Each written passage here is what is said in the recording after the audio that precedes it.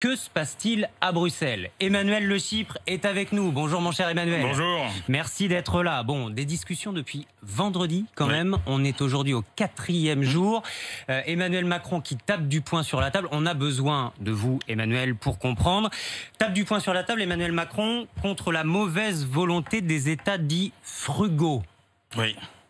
Alors, que se passe-t-il, Emmanuel? Alors en fait, il faut rappeler d'abord que, comme à chaque fois qu'on est dans un sommet sur lequel se joue une véritable avancée dans l'intégration européenne, eh bien c'est extrêmement compliqué. C'est quoi cette avancée dans l'intégration européenne? Eh bien c'est la possibilité pour la première fois dans l'histoire d'avoir un grand emprunt. On parle de 750 milliards d'euros mis sur la table pour sauver l'économie européenne, pour la relancer, mais avec pour la première fois une partie de cet argent qui serait emprunté au nom de l'Europe entière et pas pays par pays. Les 27 vont emprunter. Les 27 au profit de quelques-uns des pays les plus touchés par le coronavirus. Exactement. L'idée, c'est que ces 750 milliards, au départ, on parlait de 500 milliards de prêts et de subventions et de 250 milliards de prêts. Et là où ça coince, c'est qu'il y a effectivement ces pays dits frugaux. Les Pays-Bas, la Suède, l'Autriche, etc. le Danemark. Qui, eux, exigent que ce soit plutôt des prêts, c'est-à-dire de l'argent qu'on rembourse,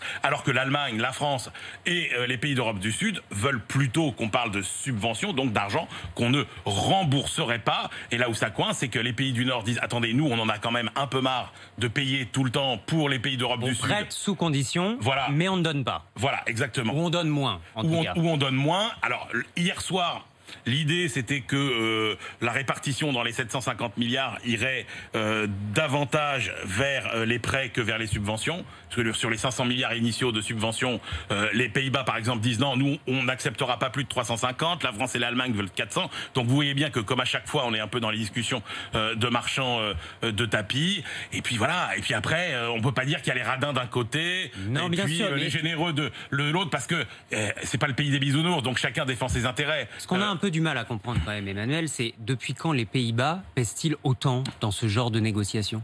Alors, d'abord, ils pèsent autant parce que sur le plan institutionnel, il faut rappeler que quand on prend ce genre de décision, il faut que les 27 soient d'accord. Ça veut dire que la voix de l'Allemagne pèse autant que celle de Malte. Hein, et c'est ça qui est toujours extrêmement compliqué. Ce qui explique aussi l'agacement, l'empressement d'Emmanuel Macron cette nuit. Oui, parce que Emmanuel Macron, lui, ce qu'il voit, c'est que l'histoire impose qu'on soit plus solidaire. Parce que vous savez, après, c'est comme dans les familles. C'est-à-dire que l'avantage dont vous disposez, vous trouvez qu'il est absolument normal, et l'avantage dont bénéficient les autres, vous trouvez qu'il est indu. Et là, c'est exactement le cas. C'est-à-dire qu'en gros, quand les Pays-Bas et l'Autriche disent, par exemple, on en a marre de payer pour vous, les pays du Sud mal gérés, et c'est vrai que les pays du Sud, ils n'ont pas fait beaucoup d'efforts. Il y a une réforme des retraites en Italie où on abaisse l'âge de la retraite. Les réformes des retraites en France, etc., elles prennent du retard. Et simplement, les pays du Sud, ils peuvent dire, mais attendez, là, Autriche, Pays-Bas, etc., qui a le plus profité de l'euro pour pouvoir exporter massivement ces produits, parce que évidemment l'euro est plus faible que ne l'aurait été votre monnaie. C'est vous les pays du Nord. Et qui sont vos clients? C'est nous les pays du Sud. Donc vous voyez, c'est toujours pareil. Au bout du compte, au bout des négociations, je ne sais pas si ce sera même cet après-midi, on va se rendre compte que finalement il va falloir trouver un accord, parce que l'enjeu c'est la crédibilité de l'Europe. Absolument. Et puis éviter une crise à la grecque, mais là cette fois format XXL. Oui, absolument. On verra ce qu'en dit Bruno Le Maire tout à l'heure, ministre de l'économie, des finances et de la relance. Il est invité de RMC et BFM TV, 8h35, 9h. Merci beaucoup Emmanuel. Et puis bravo, on est content de vous avoir avec nous. Mais oui, à partir du 24 août. Oui, on va passer plus de temps ensemble. Le Man, et je pense que ça va être très sympa. Closier, midi 15h.